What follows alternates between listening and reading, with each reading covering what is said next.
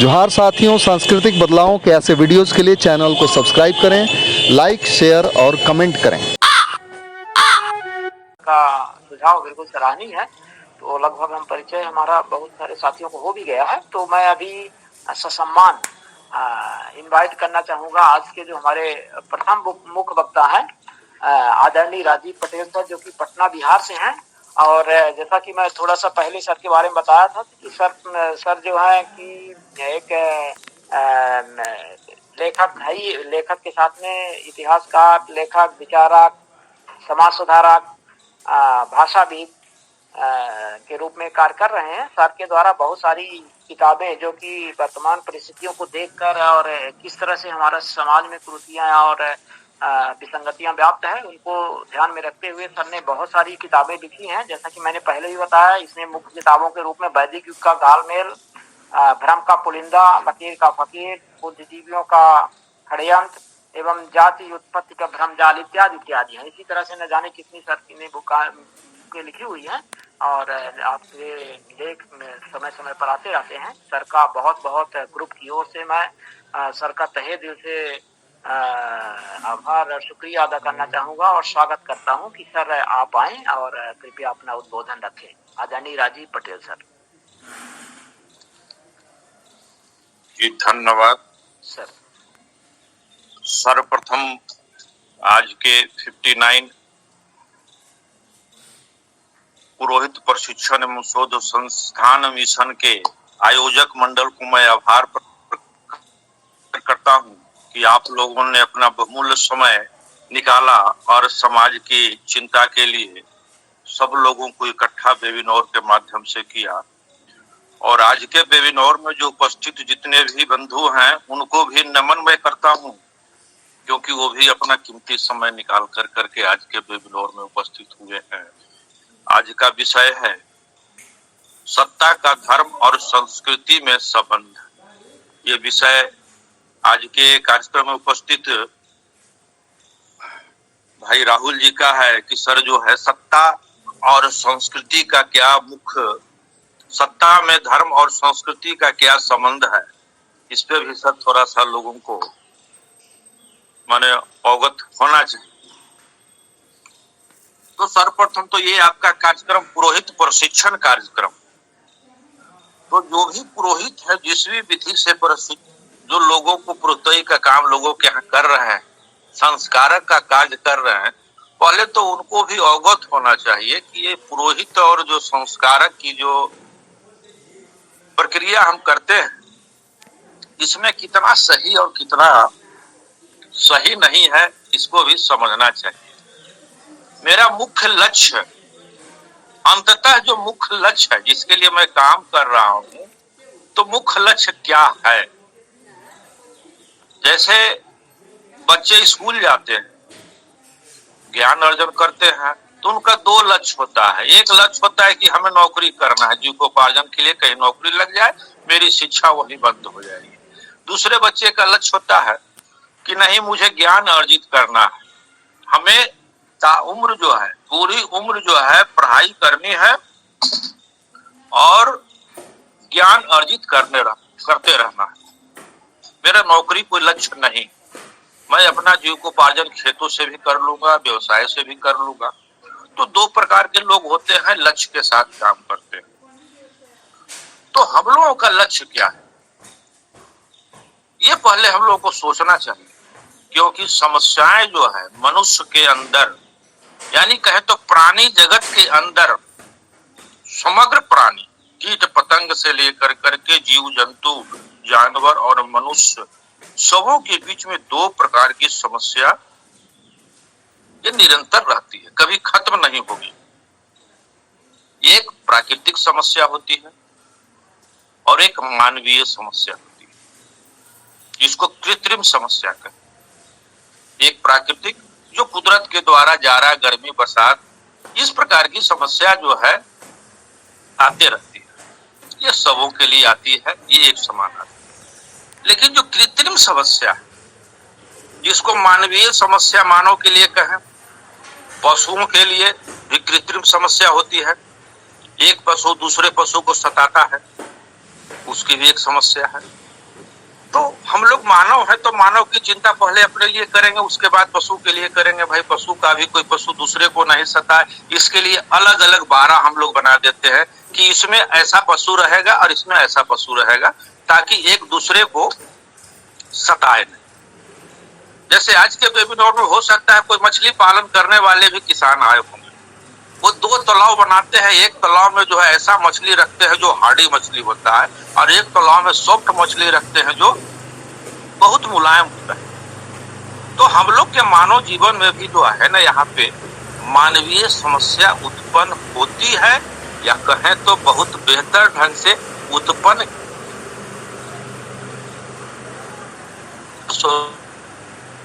होता है। जैसे सिक्के का दो स्वरूप होता है, एक हेड और टेल, तो समस्याओं का भी दो स्वरूप होता है। मानव जीवन में जो सामंतवाद के ऊपर खड़े हैं, हो सकता है वो समस्या उनके लिए अच्छा लगता हो, और जो सामंतवाद के ऊपर नहीं खड़े हैं, जो आम जनजीवन में एक शोषक के रूप में खड़े हैं, उनके लिए वो समस्या दिखती है। अब ये तय करना है कि बहुसंख्यक वर्ग आज कहाँ है, तो ये विषय है मानवीय समस्या का। तो चलिए हम लोग मूल विषय पे आते हैं कि सत्ता का धर्म और संस्कृति में क्या संबंध है। तो धर्म के बारे में अभी जो धारणा हम लोग के बीच है, उसी को प्रारूप में देखें। वस्तुतः ये धर्म जो नहीं है, इसको संप्रदाय कहा जाता है, लेकिन कई वर्षों से संप्रदाय का नामकरण जो है धर्म के रूप में हम लोग के बीच में रखा गया है, या हम लोग के बीच में संबोधन किया गया है, या बताया गया है माँ के गोद में ही कि बेटा यही धर्म आपका है, तो हम लोग उसको धर्म समझ लिए। वस्तुतः ये संप्रदाय है।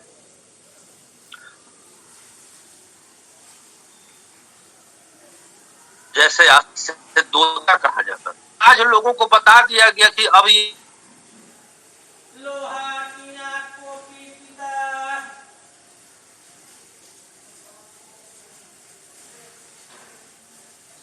लेकिन पहले इसका अंग वस्त्र ही नाम था हम लोग के समाज में, हम लोग के सभ्यता में, हम लोग के संस्कृति में। तो उसी प्रकार से धर्म भी जो है ना, पहले इसको संप्रदाय कहा जाता था, पंथ कहा जाता था, उर्दू में मजहब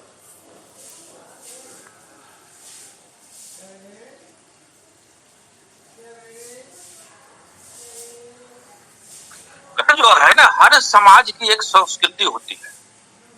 इसको बहुत ध्यान से सुनेंगे, समझेंगे। संस्कृति शब्द जो है बहुत जो है आसानी से हम लोग कह देते हैं, क्योंकि बहुत छोटा है, 3 अक्षर का, 3.5 अक्षर का शब्द।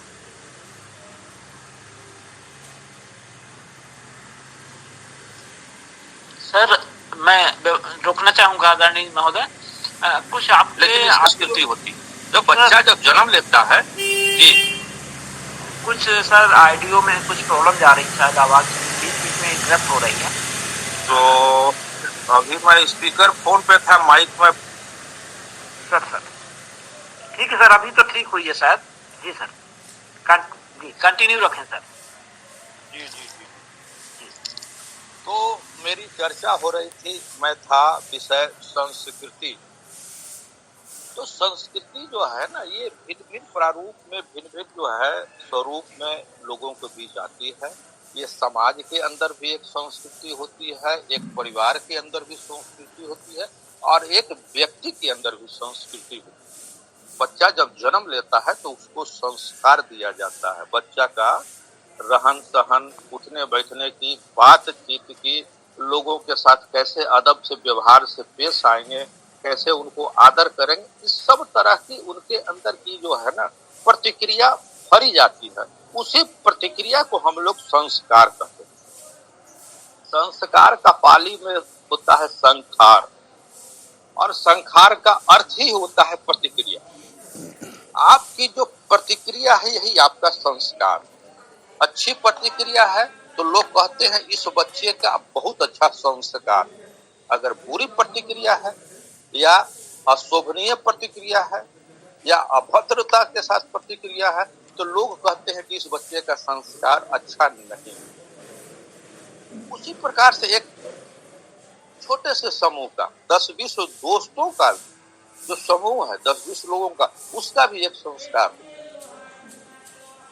तो यहाँ पे जो विषय है धर्म और संस्कृति का सत्ता में संबंध, तो जिस समूह का जैसा संस्कार होगा उसकी सत्ता भी जो है ना वैसी ही उसके अधीन रहेगी। जैसे उदाहरण के लिए हम लोग समझे, एक गांव में 25-30 नौजुवक का एक समूह और उसके अंदर संस्कार जो है नशा पता करने का, उस समूह पे सत्ता किसकी होगी? जो नशा का व्यापार करता है, जो नशा का कारोबार करता है, जो नशा से संबंध रखता है, जो नशा का उत्पादन करता है, ऐसे ही व्यक्ति का उस पे प्रभुत्व रहेगा जो 25-30 नशा पता व्यक्तियों का समूह। आज जो है देश की जो है हम लोग सत्ता के ऊपर जो बैठे हुए हैं, यहाँ पे हम लोग भिन्न भिन्न तरीके से प्रयासरत हैं, मंडल के माध्यम से, जनगणना के माध्यम से, या फिर मूल निवासी के माध्यम से, भिन्न भिन्न प्रकार से लोग लगे हुए हैं। लगना चाहिए, वो भी एक कारण है, लगना चाहिए, हम बताएंगे अभी चर्चा में। लेकिन उसका मूल हम लोग सोचे, ये जो प्रतिक्रिया है समूह का, देश की जो संस्कृति होती है, जो प्रतिक्रिया होती है, जो धार्मिक, देखिए धार्मिक जो शब्द है ये आज का शब्द, जो आपकी वैधानिक कहिए, रिचुअल कहिए, जो विधानिक विधान है, जो कर्मकांड है, जिस भी कर्मकांड से आप बंधे होंगे, जिस भी कर्मकांड की प्रतिक्रिया करेंगे, उस कर्मकांड का जो प्रमुख होगा, उस विधान का जो प्रमुख होगा, उस रिचुअल का जो मालिक होगा, वो आपके साथ है। ये बिल्कुल माने कहा जाए तो कुदरत का जो लॉ ऑफ नेचर होता है ना, ये लॉ ऑफ नेचर। मैं अगर जो है नशा पता से नहीं जुड़ा तो कोई कितना भी प्रयास कर ले, मैकडोवेल का मालिक मेरे ऊपर शासन नहीं कर सकता। आज उदाहरण के स्वरूप में हम लोग फिर समझेंगे, जैसे चीन, पाकिस्तान, अमेरिका है, वहां पे ब्राह्मणिज्म की संस्कृति नहीं, तो क्या वहां पे ब्राह्मण सत्ता पे आ सकता है? चीन में, पाकिस्तान में आ सकता है? कतई नहीं आ सकता। सत्ता उसी की होती है जिसकी संस्कृति होती है। संस्कृति आप जिसके अधीन रहेंगे, उस संस्कृति का जो मालिक होगा वो कहीं न कहीं से डायरेक्ट या इनडायरेक्ट आपका मालिक। ये बिल्कुल अकाट्य सत्य। भारत की संस्कृति जो वर्तमान में वो ब्राह्मणिकल संस्कृति है, जिसको हम लोग हिंदू कहते हैं, सो कॉल्ड हिंदू। मैं इसको सो कॉल्ड हिंदू कहता हूँ, तथाकथित हिंदू कहता हूँ।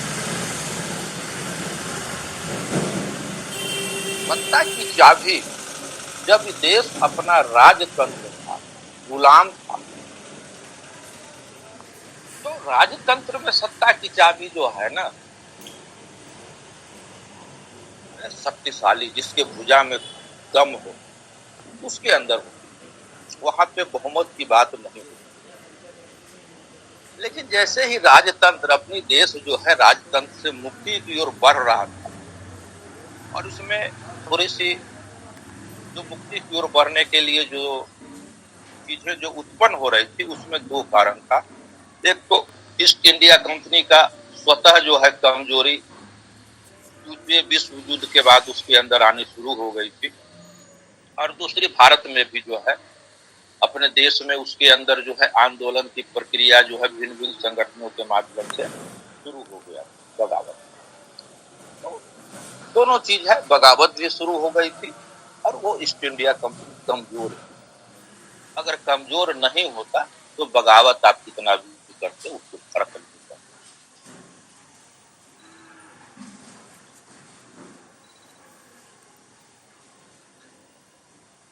और ये कॉल आ गया थोड़ा।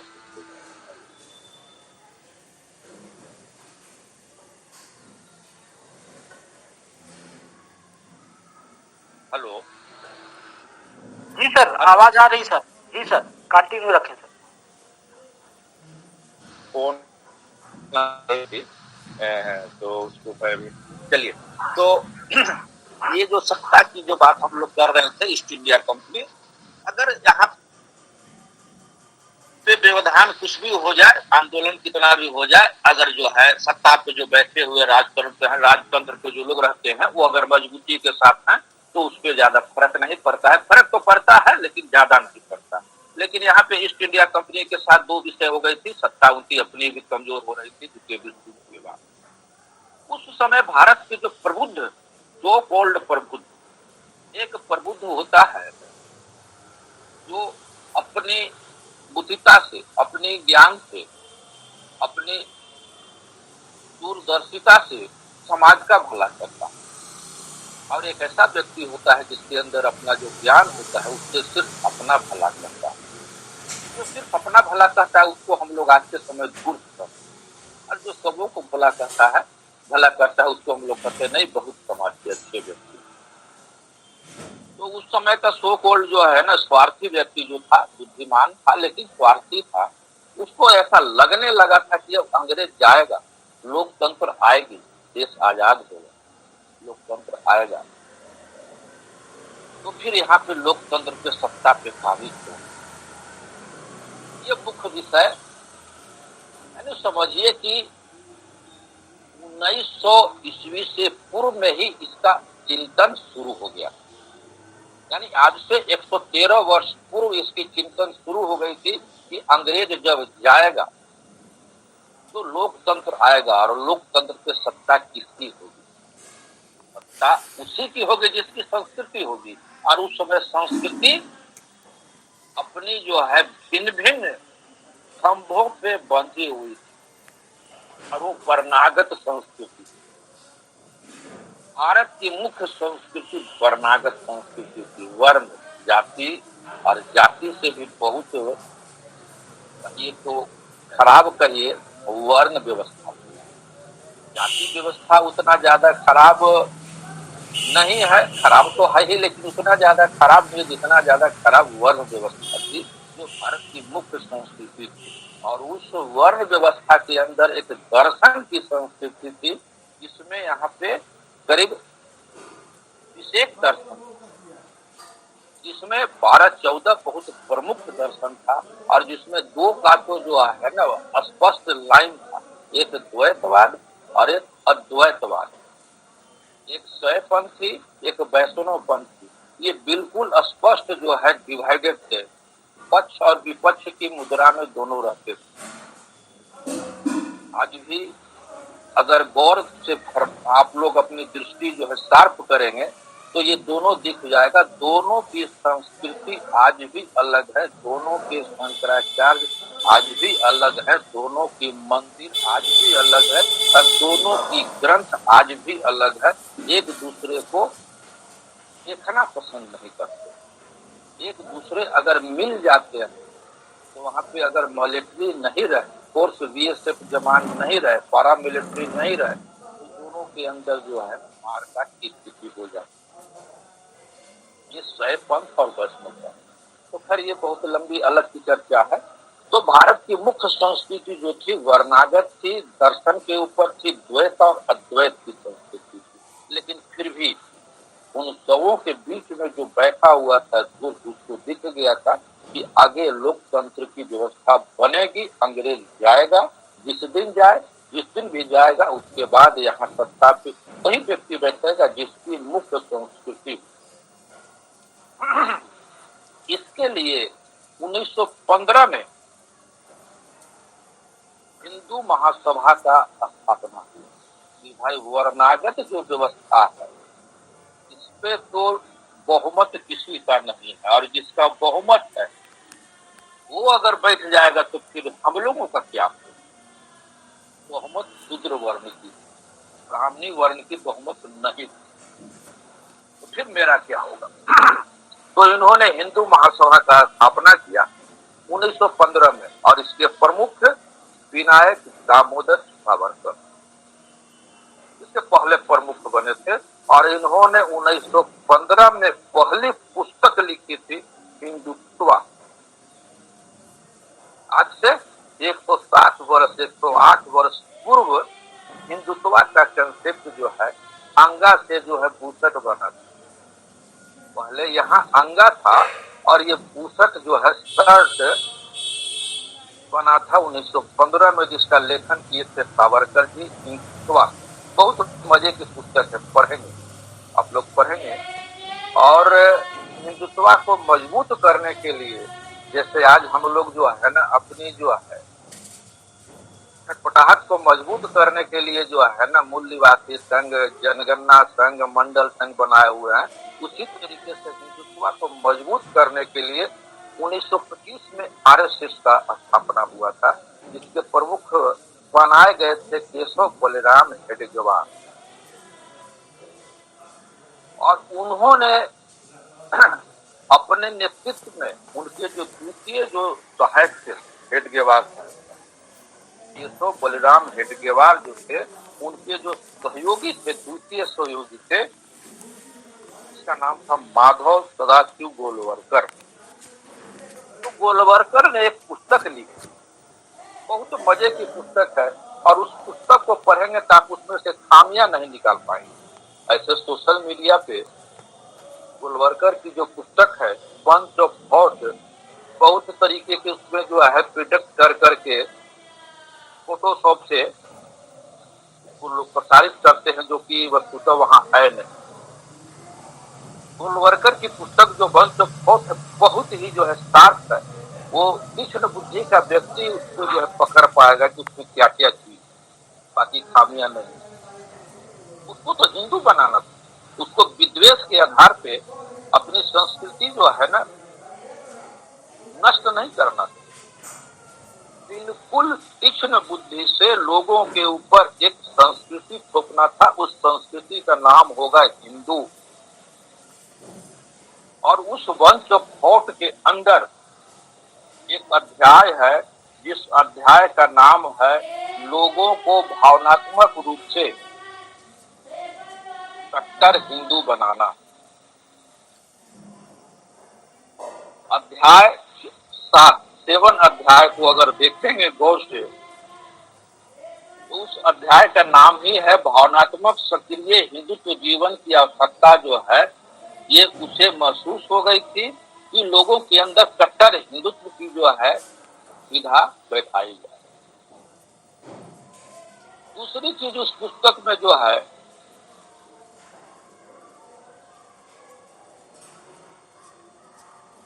हिंदू राष्ट्र की संकल्पना जो है उसको मूर्त रूप देने के लिए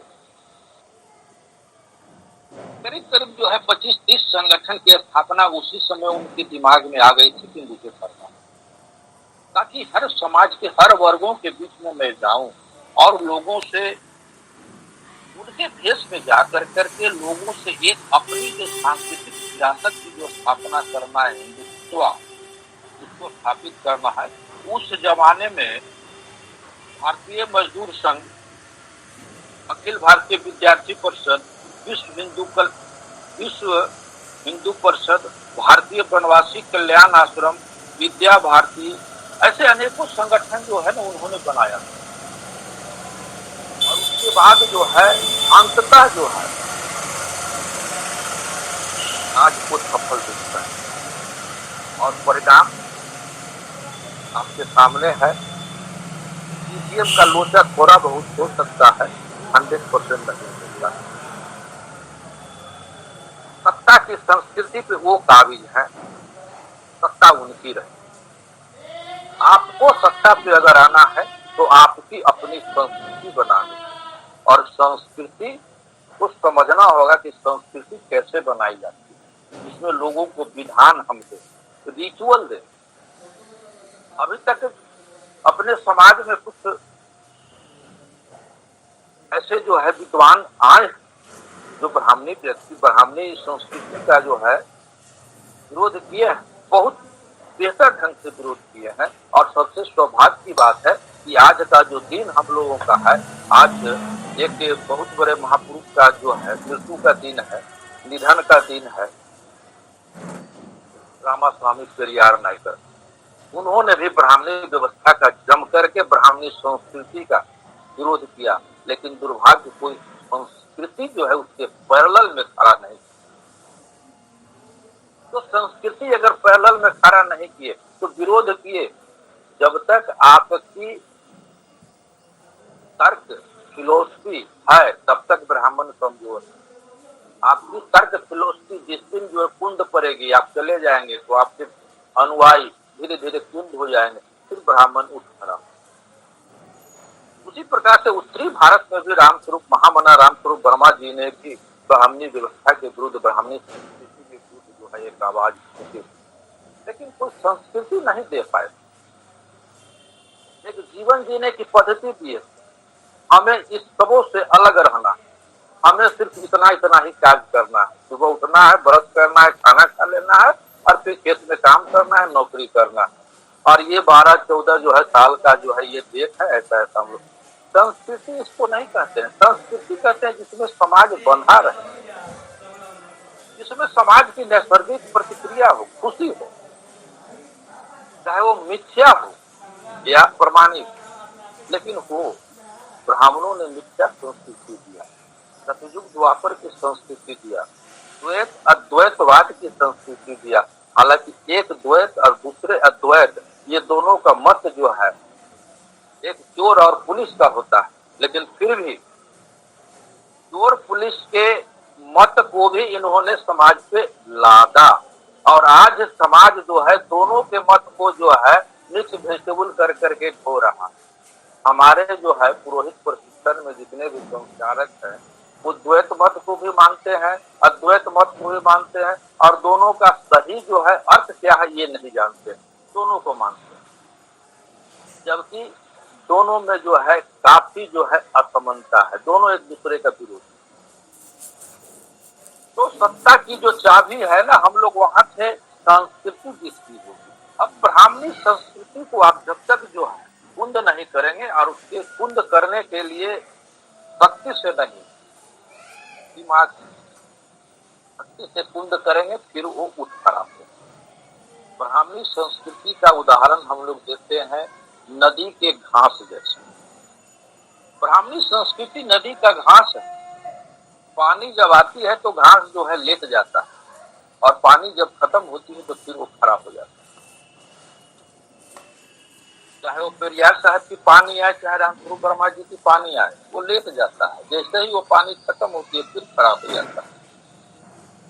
ब्राह्मणी संस्कृति तभी खत्म होगी कि उस घास के बगल में आपको अपना मजबूत पौधा लगाना होगा जो उस घास को जो है दबा दे, तभी वो जो है नदी का घास खत्म होगा। और भारत में एक ही संस्कृति है जो ब्राह्मणी संस्कृति को जो है ना खत्म कर सकता है, वो भारत की प्रमाणिक संस्कृति है जो सदियों से निरंतर अनंत काल से ज्ञात काल से कहें वो एक संस्कृति भारत में। ज्ञात काल, अज्ञात काल में क्या था ये तो मुझे नहीं पता, किसी को नहीं पता, जो भी कहता है झूठ सच की खेती करता है, लेकिन ज्ञात काल से सबको पता है। और ज्ञात काल से ब्राह्मणी काल तक जो संस्कृति थी 1500 वर्ष, वो संस्कृति सबसे प्रमुख संस्कृति थी जो पूरे विश्व पे डंका बजाया था। वो संस्कृति अगर स्थापित होगी तो ब्राह्मणी व्यवस्था की संस्कृति कमजोर होगी और सत्ता पे आप काबिल। तो ये मुख्य संस्कृति है जिसको हम लोग जो है देखें, समझें और उसको समय समय आप अपने माध्यम से लाने का चेष्टा करें और इस संस्कृति पे आज की संस्कृति को भी कुंद करें, तभी सत्ता के नजदीक जाएंगे। अन्यथा धर्म और संस्कृति के लवादे में, चक्रव्यूह में, जलेबी में हम लोग फंस कर करके सत्ता के नजदीक क्या उसके दूर दूर तक हम लोग दिखाई देते हैं। हो सकता है किसी वजह से तत्कालिक सत्ता पे बैठ भी जाए, वो सत्ता चंद कुछ लोगों को आर्थिक रूप से मजबूत कर सकता है। वो सत्ता और कुछ भी नहीं दे सकता।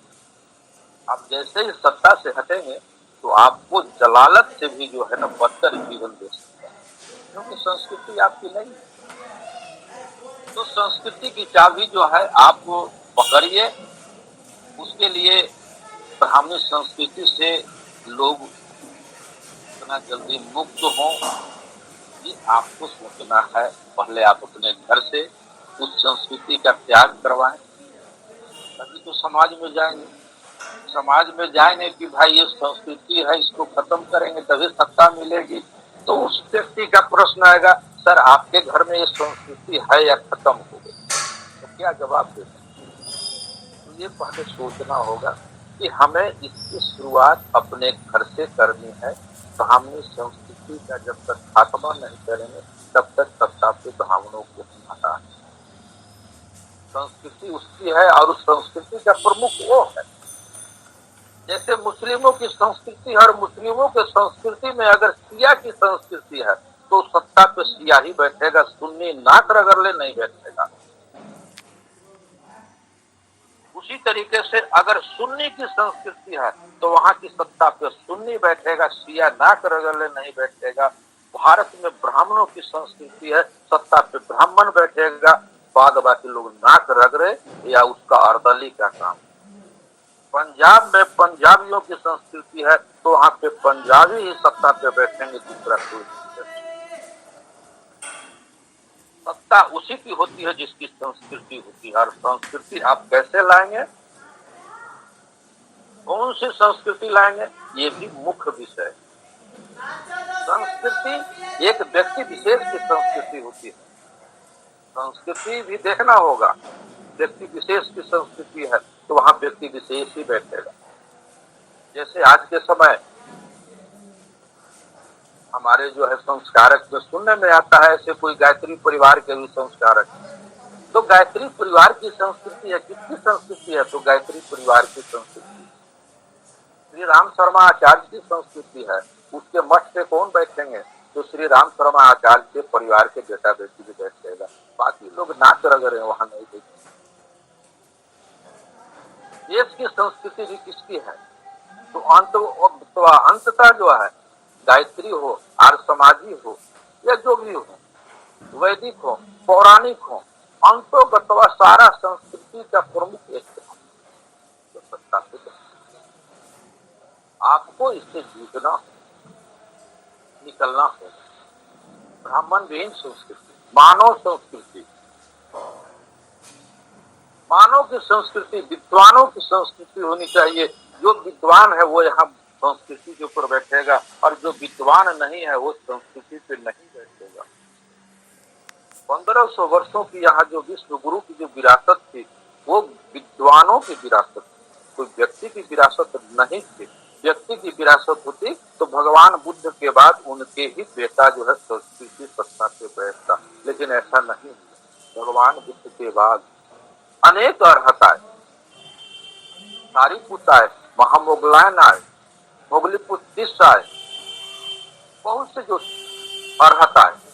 जो विद्वान होगा सत्ता पे बैठेगा, विद्वान नहीं होगा वो अनारी बन करके हीनो गमो बौद्धो जनिको अनथ अनरियो संगीतो, जो हीन है गंवार है वो अपना नीचे रहेगा।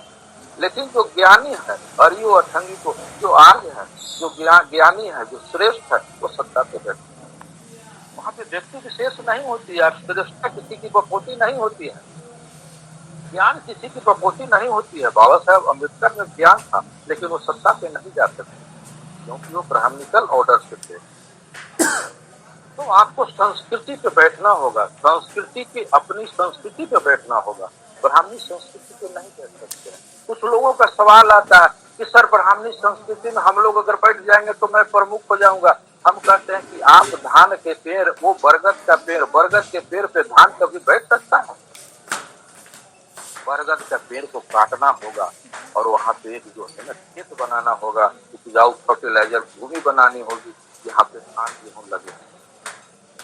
बर के पेड़ के नीचे धान की खेती नहीं होती है।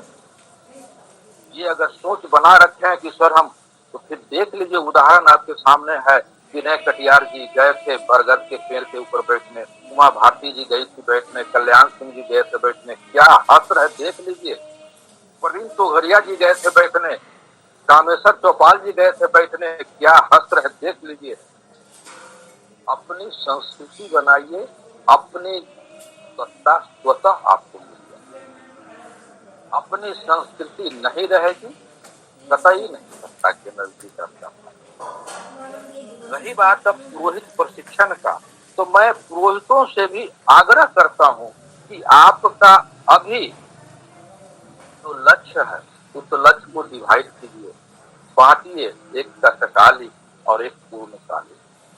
तत्कालिक, अभी हमें जो है बच्चा भूखा है, अभी दूध पिलाना है, तो बच्चे को हम दूध कहीं से भी ला करके दे दें, लेकिन पूर्णकालिक लक्ष्य कहीं से दूध ला करके देने का नहीं होना चाहिए।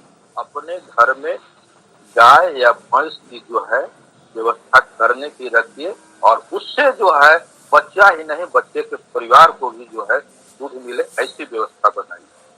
एक तत्कालिक, आज कोई हमें कहे कि हमें जो है बेटा की शादी करनी है, आप संस्कारक की भूमिका में वहां जाइए और जो कहे वो कर दीजिए, लेकिन पूर्णकालिक लक्ष्य रखिए कि उसको धीरे धीरे मैं उस ब्राह्मणी रिचुअल से निकाल कर करके और अपने रिचुअल में बांध दूं, ये आपके अंदर होनी चाहिए। अन्यथा वो जो मांगेगा आप दे दीजिएगा तो वही चीज होगा। अगर एक बच्चा है और वो कहे कि पापा जी हम स्कूल नहीं जाएंगे, पापा स्कूल नहीं जाएंगे, तो उस पिता का जो है लक्ष्य होता है, इसको अभी जो है तत्कालिक टॉफी दो, बेटा स्कूल जाओगे तो टॉफी देंगे, स्कूल जाओगे तो टॉफी देंगे, अच्छा टॉफी के बहाने स्कूल तो जाएगा। लेकिन मेरा पूर्णकालिक लक्ष्य है इसको स्कूल अंततः पहुंचा देना, ताकि बाद में टॉफी गौण हो जाए और उसका स्कूल प्रमुख हो जाए। तो ये पुरोहितों का लक्ष्य होना चाहिए कि मेरा तत्कालिक जो है टॉफी के रूप में उसके अंदर जाइए और उसका जो इच्छा हो उस तरीके से रिचुअल विधान कर दीजिए, लेकिन पूर्वकालिक लक्ष्य ब्राह्मण मुक्त क्यों के ऊपर आपको काबू, ये लक्ष्य रखना हो,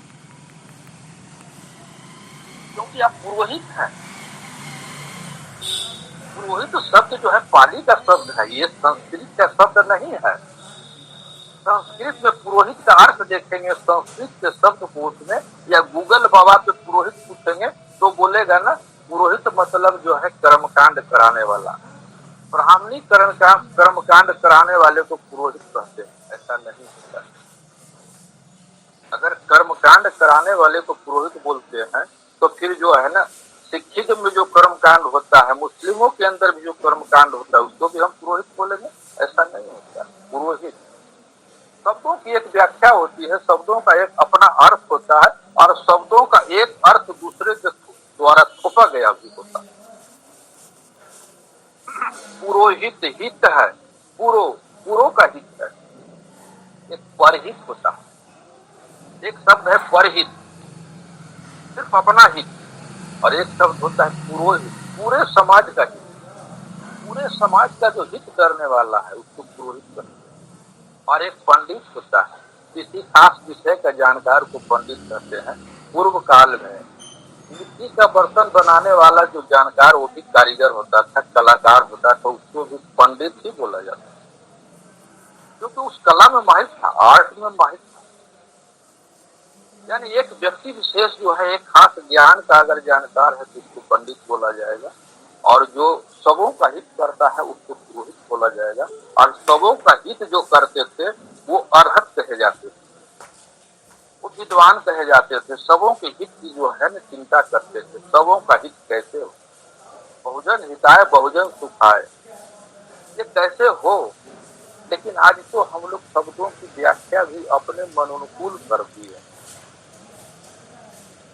भद्र पुरुष जो है पहले कहा जाता था अच्छे पुरुष को, और उस भद्र को जो है भद्दा पुरुष कहा जाता है खराब को। यानी शब्दों की व्याख्या हम अपने अनुकूल भी करते हैं, और कुछ शब्द की व्याख्या अपने जो है वो स्वाभाविक नैसर्गिक स्वभाव से भी वो देता है।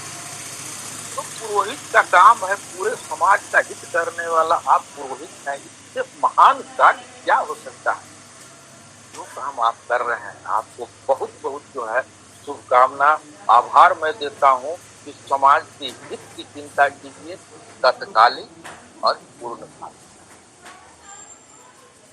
ऐसा नहीं कि हम स्वयं उस जो है तत्कालिक व्यवस्था में लोगों से निकाल करके पूर्णकालिक में कैसे ले जाए, क्योंकि हम खुद ही फंसे हुए हैं उस जंजाल में, द्वैतवाद में, अद्वैतवाद में। दर्शन को समझिए, कभी चर्चा मिले तो दर्शन पे बात रखिए कि सर मैं आर्य समाजी हूँ, आर्य समाजी का क्या दर्शन है, तो वो निराकार है, तो फिर मूर्ति वाले के साथ क्यों बैठ जाते हैं? गायत्री वाले का जो संस्कारक है उनका दर्शन है अद्वैतवाद, तो फिर वो द्वैतवाद को क्यों मान रहे हैं? गायत्री की पूरी व्यवस्था जो है वेद पे आधारित है, यानी वो निराकार अद्वैतवाद, जहाँ कुछ नहीं, निराकार ब्रह्म की जो है कल्पना है। फिर वो द्वैतवाद अवतारवाद मूर्ति, गायत्री की मूर्ति स्थापित कैसे करती है? तो बहुत सारा उनमें विवाद है, एक दूसरे को जो है ना क्रिटिसाइज करते हैं शंकराचार्य, ये अच्छा नहीं है, वो कहते तुम अच्छा नहीं, वो कहते तुम अच्छा नहीं, कोई अच्छा नहीं, लेकिन हम लोग उसके जंजाल में फंसे हुए हैं। तो चलिए जहां तक हम लोग फंस गए, अब ये चिंता कीजिए कि समाज का जो धरा है उसको तत्कालिक रूप से हम पुरुषोई का काम कर रहे हैं, पुरोहितगिरी का काम कर रहे हैं, वो उसको दे, लेकिन वो तत्कालिक रूप से दे, पूर्णकालिक रूप से लोगों को निकालने की चिंता है। तो कैसे निकले, लोगों को कैसे निकालें, ये सत्ता संस्कृति के ऊपर हम लोग काबिज होना है, ये एक लक्ष्य है। दूसरा लक्ष्य है कि समाज में अगर सत्ता न भी, कोई अगर राजनीतिक व्यक्ति न भी है तो कम से कम मानवीय व्यक्ति के वहां पर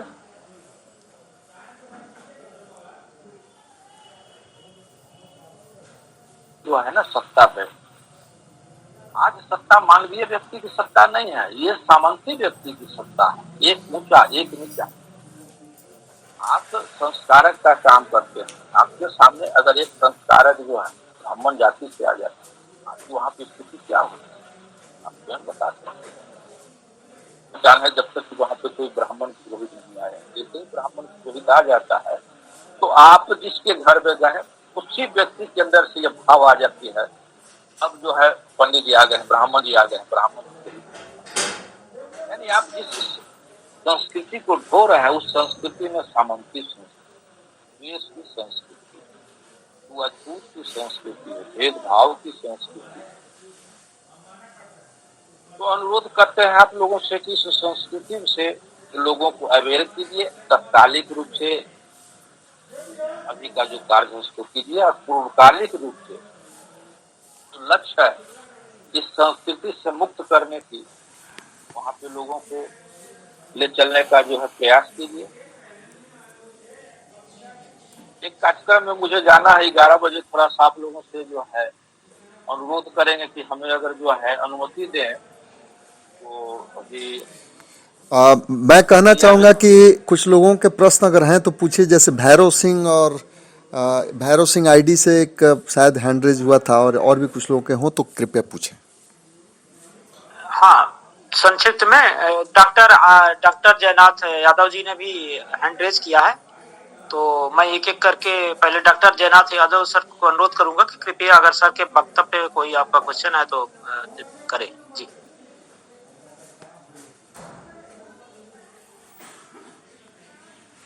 और आदरणीय भैरव जी सिंह जी, अगर आपका कोई क्वेश्चन है। सर का जो वक्तव्य है मुझे बहुत अच्छा लगा। सर का मतलब कहना यही था कि समाज को अगर आगे बढ़ाना है तो उसको शिक्षित करना पड़ेगा। तो मेरा भी विचार सर के जो जितने वक्तव्य मन के सर ने जितने मिनट ने हम लोगों को संबोधित किया है, सर की जितनी भी बातें हैं वो सब 100% एकदम सही है। हमको उसको जानने के लिए किताबों को पढ़ना पड़ेगा, उसको गहन अध्ययन करना पड़ेगा, तब जाके हमारे उस जहन में वो सारी बातें आएंगी। अन्यथा हम ऊपरी ज्ञान लेते रहेंगे तो अंदर की बात को हम नहीं समझ पाएंगे। तो मेरा कहना है कि सर जो कह रहे हैं कि सभी लोगों को जो भी कार्य कर रहे हैं सत्ता न भी आए, बाकी मानवता जो है वो होना चाहिए। बस मेरा यही कहना था कि सर की जो भी बातें हैं उनको अगर हम मान लें तो हमारा 50% से अधिक हमारा भला हो जाए। बहुत बहुत शुक्रिया सर, बहुत बहुत शुक्रिया।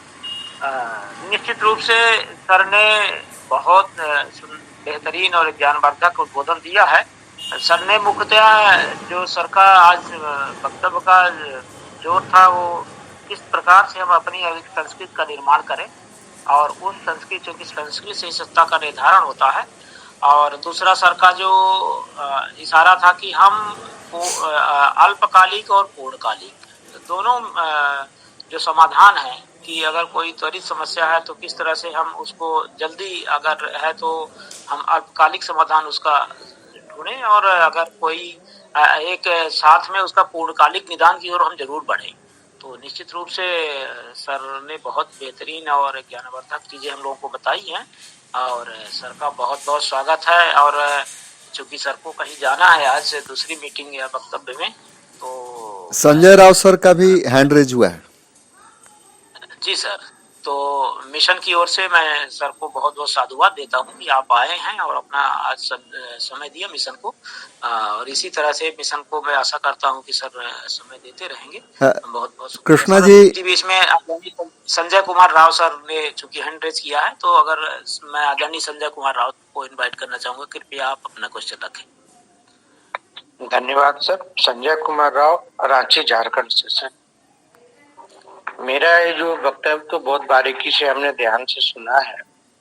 तो जो एक संस्कृति तैयार करने की बात आ रही है, तो सर बहुत सारे पुस्तकों की रचना की, लगभग सारी पुस्तकें मेरे लाइब्रेरी में है और मेरा पढ़ा हुआ भी है। हम चाहेंगे कि ये नई संस्कृति निर्माण के संबंध में प्राचीन काल से अधुनातन काल तक एक पुस्तक के रूप में सर की ओर से आ जाए तो हम लोगों का भला होगा और ज्ञानवर्धन। Okay sir, thank you.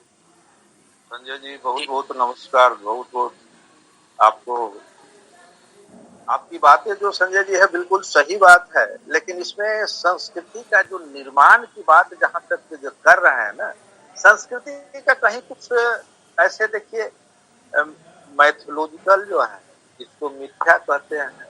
1915 में हिंदू महासभा ने, उसको जरूरत था संस्कृति बनाने का, संस्कृति पे बैठने का, तो उन्होंने एक संस्कृति बनाया था जिसका नाम था नव वेदांत। थोड़ी सी मैं 5 मिनट लूंगा।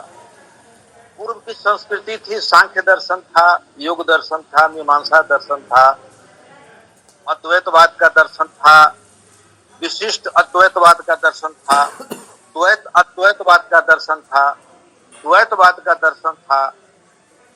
ऐसे बहुत सारे दर्शन थे, इसमें सारी जो है यहाँ की जो है ना ब्राह्मणी व्यवस्था भिन्न भिन्न खंडों में बटी थी।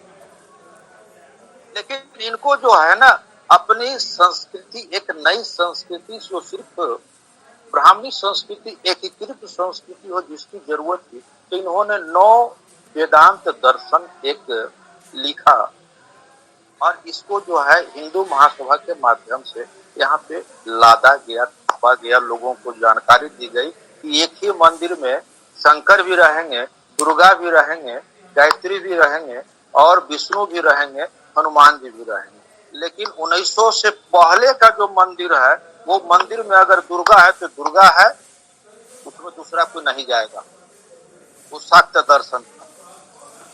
अगर शंकर है तो शंकर है, दूसरा नहीं जाएगा, वो अद्वैतवाद दर्शन। अगर विष्णु है तो सिर्फ विष्णु रहेगा, दूसरा नहीं जाएगा। ये 1900 के पहले का दर्शन। आज भी बहुत सारी मंदिर में इशारा किया था कि आज भी बहुत सारे मंदिर है जो अलग अलग है। लोगों को वहां पर जो है स्पष्ट पता चलता है कि वहां पे जो है ना तिरुपति बालाजी है तो तिरुपति बालाजी में जो है ना बले जी रहेंगे, विष्णु का अवतारवाद ही दर्शन वहां रहेगा। वहां पे शिवलिंग नहीं रहेगा, वहां पे शाक्त पंथ का दुर्गा नहीं रहेगा। तो ये दर्शन थी, लेकिन उनको दर्शन बना था क्योंकि उनको मिथ्या, उनकी दर्शन ही मिथ्या है। हम मिथ्या की बात नहीं करते हैं, हम मानववाद की बात करते हैं, जो अपने यहाँ सबसे लंबी और सबसे ऊंची और विश्व की विरासत के रूप में 1500 वर्ष रहा था। उसको सिर्फ जो है ना रीस्टोर करना है। स्थापित मतलब रीस्टोर करना है, क्रिएट नहीं करना है। उसको रीस्टोर कर दीजिए, हो गया काम खत्म। उसमें कहीं कुछ नहीं है। उसमें शील सदाचार का जीवन जो है अगर व्यतीत कर लेते हैं, पंचशील का पालन कर लेते हैं, आपकी संस्कृति रीस्टोर हो गई। वहां ज्यादा कुछ जो है झूठ सच की खेती नहीं है। तो सांस्कृतिक विरासत की बात है, आपकी बातों को मैं बिल्कुल अनुमोदन करता हूं और प्रयास करूंगा कि ऐसा एक पुस्तक के रूप में उसको जो है क्रमबद्ध मैं बांध सकूं। संजय जी, आपकी बातों को बिल्कुल मैं जो है आगे प्रयास करता हूं। ठीक है सर, धन्यवाद। जी धन्यवाद, बहुत बहुत शुक्रिया सर।